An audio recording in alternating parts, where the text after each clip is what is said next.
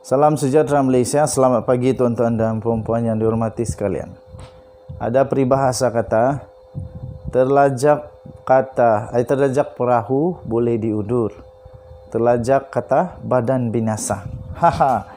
Salah satu terlajak kata yang saya masih ingat adalah ucapan daripada Zahid Hamidi yang sampai sekarang memang berlegar di seluruh media sosial, iaitu tentang ucapannya ketika Convention Barisan Nasional saya tidak silap, yang dia kata kalau BN kalah PRU 15 akan jadi lebih teruk daripada PRU 14 nasib semua pemimpin-pemimpin dalam BN, termasuk dia katakan dia sudah kena charge. Dan next dia kata dia ada sebut nama Tok Matasan, dia ada sebut nama Hisham, dia ada sebut nama Presiden MIC. Wow, itu menjadi satu senjata yang sangat dipakai oleh parti lain kerana terlajak kata. Okey, jadi tuan-tuan dan puan-puan, ini satu lagi mungkin terlajak kata daripada Khairi Jamaluddin. Sehingga daripada Malaysia kini diterbitkan 13 November baru saja kenyataan Khairi Jamaluddin nak bersihkan UMNO jadi senjata kempen calon Pakatan Harapan. Apa yang mau dibersihkan? Kita tahu benda yang perlu dibersihkan itu benda yang kotor saja. Tak akan nak kasih bersih kalau bersih. Mesti kotor lah itu. Jadi adakah pengakuan ataupun kenyataan daripada Khairi Jamaluddin ini mengesahkan bahawa UMNO tak bersih? Aduh. Ikrar Khairi Jamaluddin untuk membersihkan UMNO telah menjadi senjata kempen bagi sejumlah calon Pakatan Harapan. Di satu ceramah di Georgetown, Pulau Pinang malam tadi, penyandang kerusi parlimen daripada Bukit Gelugor, iaitu Ramkalpal Singh, berkata Khairi secara tidak sengaja membayangkan yang UMNO adalah parti yang kotor. Katanya, kita dengar KJ. Dia sendiri mengaku UMNO itu kotor. Ada dengar kan? Khairi kata UMNO itu kotor, kena dibersihkan. Oh, KJ yang cakap, bukan kita yang cakap. Dan dia kata pemimpin UMNO tidak layak menjadi pemimpin. Dia mahu reformasikan UMNO. Wow, betulkah benda ni? Tuan-tuan dan puan-puan, jika Khairi merasakan UMNO tidak sesuai untuk jadi kerajaan seterusnya, mengapa kita nak membenarkan UMNO balik jadi kerajaan? Soalnya kepada kira-kira 500 orang hadirin yang hadir. Wah, baru sekarang sesat. Calon PH di Ipoh Timur pula, Howard Lee pula mempersoalkan mengapa baru sekarang Khairi Jamaluddin mendakwa UMNO sudah sesat. Bercakap dengan Malaysia kini, Lee berkata Khairi sebaliknya kelihatan sangat selesa ketika menjadi Menteri Kabinet selama 2 penggal. Katanya, kita tak dengar pun Khairi kata UMNO sesat ketika dia jadi Menteri dan Ahli Parlimen Rembau. Selepas ditendang ke Sungai Buloh, baru nak mengaku sesat, katanya. Lee berkata UMNO hanyalah sebuah wadah atau kenderaan yang tidak boleh sesat dengan sendirinya. Tambahnya, hanya pihak yang memandu wadah ini yang menjadikannya sesat. Mengekalkan Khairi dan Perdana Menteri sementara iaitu Ismail Sabri Yaakob tidak mungkin mengubati kesesatan UMNO, katanya lagi.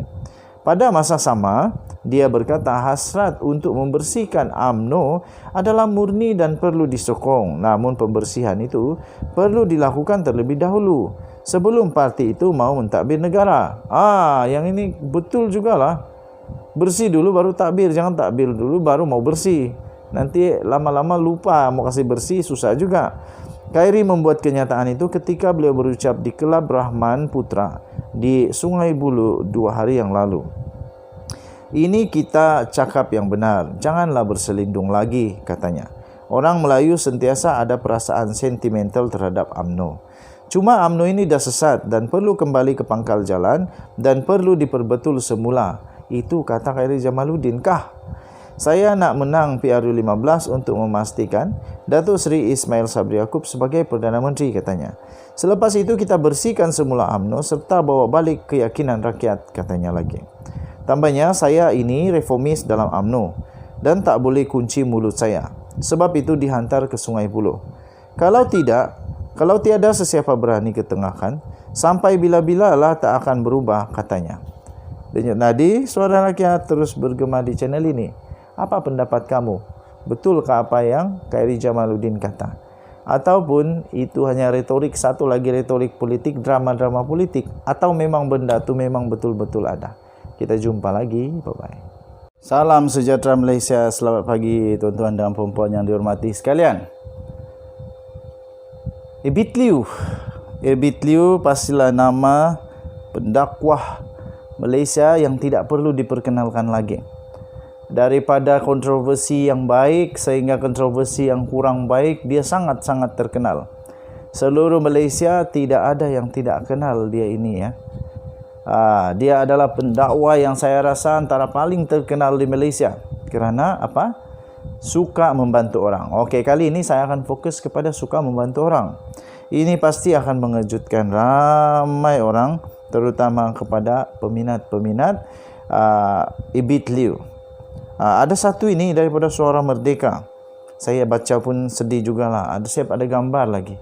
Siap ada gambar seorang penghantar makanan ataupun seorang runner food panda. Nama dia Amy. Lihat Amy menangis ramai mata habuk masuk habuk. Lihat Amy menangis ramai mata masuk habuk. 11 jam yang lalu diterbitkan. Ketika orang politik sibuk berkempen, Ustaz Ebit Liu terus membantu masyarakat. Ini memang baguslah. Yang ini bagus. Semua orang sibuk berkempen, Ebit Liu tetap membuat kerja kemasyarakatan dia. Tanpa platform parti, beliau mudah bergerak membantu masyarakat berbanding mereka yang terbelenggu dengan fahaman politik. Ini kisah yang telah dikongsikan oleh Ustaz Ebit Liu yang memang menyebabkan netizen tersentuh perasaan. Beliau telah menghadiahkan motor Y15. Y15 150 tu. Terjumpa adik Amy kerja menghantar makanan dengan berjalan kaki Panda Walker. Juga pembantu sambilan sebuah restoran. Amy yang berusia 23 tahun adalah anak yatim dan ada anak seorang. Suami dah terpisah. Area Kerinci Lembah Pantai. Terharu tengok adik ni muda lagi cari rezeki berjalan sana sini. Ujian adik sabarlah. Di usia muda dengan usia begini, insya-Allah di sebalik ujian dan kesusahan, kerana Allah sayang kita. Katanya, dah lama ingin jumpa Ustaz. Hari-hari tengok Ustaz suka tolong orang. Tiba-tiba Allah jumpakan di sini. Beri saya hadiah begini. Saya memang tengah kumpul duit nak cari rezeki beli motor, kata Amy. Semoga Allah jaga adik jadi wanita yang soleha dan anak menjadi anak yang baik dan hebat. Terima kasih pada semua sahabat yang bersama kami selama ini, kata Pertubuhan Kasih Umat Malaysia. Okey, jadi siap ada bagi nombor akaun lagi untuk mungkin bagi kamu yang suka untuk menolong dan sebagainya, bolehlah masuk ke suaramerdeka.com. Kamu baca berita penuh ini tentang Ebit Liu. Lihat Amy menangis ramai mata habuk masuk habuk. Okey, so Ustaz Ebit Liu teruskan pekerjaan yang mulia ini. Memang betul lah, tidak perlu ada parti politik untuk mau tolong orang. Kalau mau tolong orang, tidak perlu ada parti politik. Boleh jalan, lebih baik, lebih mudah, lebih bebas. Tidak perlu ada undang-undang parti inilah, itulah. Tak boleh inilah, tak boleh itulah. Kalau nak tolong orang, tolong gitu sajalah. Tanpa syarat. Unconditional. Pergilah bantu orang tanpa syarat. Okay, so denyut nadi.